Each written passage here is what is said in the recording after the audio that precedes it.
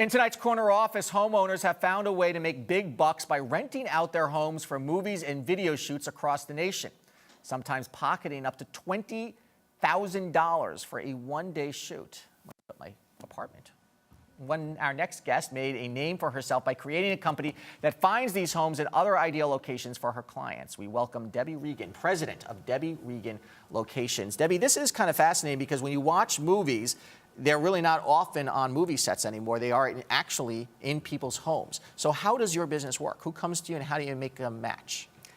I'll often get either an email or a phone call or a text, and someone will say, Debbie, we are looking for a white kitchen. And these come from location scouts of movies and television shows? Yeah, location scouts, producers, photographers, photo assistants. It could be from a number of people. Okay, and what's the next step then? You have a database? I have a database of over 6,000 properties. Most of it categorized, so if someone wants a white kitchen or a kitchen with an island sink or a cooktop in the middle so they can do the cooking shows, I have those categorized. How do you go out and find these homes to begin with? Because people may not think that this is a possibility, may not want to do it for a variety of reasons. So how do you find individuals and say to them, hey, I can put your house in the movies?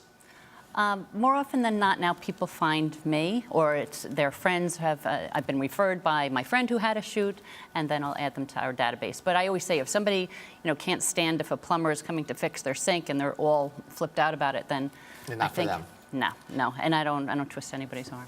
What kind of business is this for you? Is this basically enough business to make it a full-time business? It's more than full-time. Every day, I'm checking emails. Mother's Day, I worked on a couple of jobs. I do whatever it takes to close the deal. Any special trend of what movie location shoots are looking for these days? Or is it? Well, no. It just varies, depends on the film. They like those white Pottery Barn style kitchens. Mm-hmm. They do like that. They like that clean Pottery Barn look. I think more often than not. A couple years ago, they were asking more about that 70s look.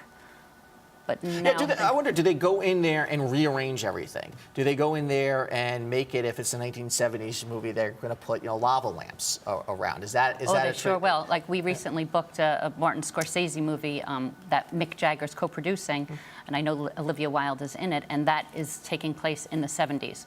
So they want things to either already be 70s or they will make it look that way. And your typical shoot day looks like? I mean, is it a one-day event? Is it a week event?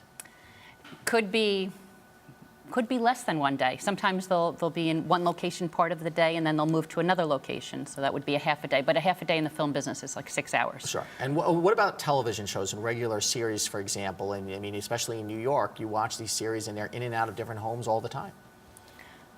We work on them. Okay. We just recently had, like Believe, as I was in the green room, I was working on The Leftovers, a new TV show. We just had Person of Interest. We've had Elementary. The Good Wife, a lot of the different TV, Law and Orders. And what, how much can a homeowner earn from this, and what factors into how much they can earn? A lot of times I'm given a budget, and I will try to back into that budget. Sometimes people will ask me for absolutely the impossible, like a free location at a her $20 million townhouse. It just doesn't work. Is there a rate card that you work with the homeowners, or is it constantly a negotiation back and forth?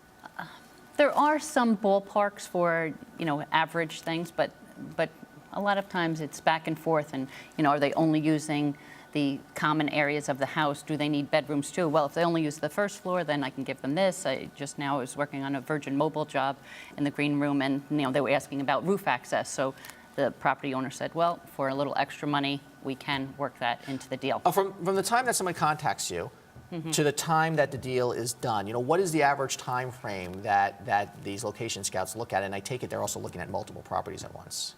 Yes, they are. It could be, my record was actually a Hillary Clinton commercial where we got the call around 3:30 and they were in the house by 6 o'clock that night. And that was when we first went digital, and that was pretty cool. And then, but sometimes on feature films you get a lot of lead time. Like the Scorsese and this other movie that we're working on, a James Franco movie, The Adderall Diaries. We got a lot of lead time. It's just how they work. Commercials, less lead time. photo shoots. Do you have some depends. homes that are sort of frequent customers here, or is it a one and done because it's been on something that no one's going to do it again? Sometimes a scout will say, hey, you know where we had that XYZ job? I want to go back there for this other job. Or it didn't work for that, but now I'm working on this other job. And also I have to say I have a sign in my office that says, because nice matters, ! And I absolutely put nicer homeowners in for more jobs. And do you communicate that to the crew as well in the movies? Be nice, this is someone's home?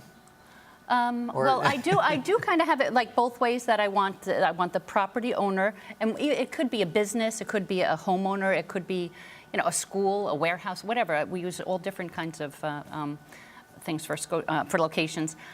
But I do want both sides happy, and then I'm happy. Okay, Debbie Regan, so people should look you up if they want their home on television movies. Thank you so much. Thank you. Thanks for coming in. Tomorrow on Arise Exchange, the business of Nollywood. Why industry insiders say African films are the next big thing. Let's take a look at the markets again. Day down arrows across the board. Triple-digit losses for the Dow Jones Industrial Average. I'm Andrew Schmertz. Thanks for watching Arise Exchange. See you tomorrow.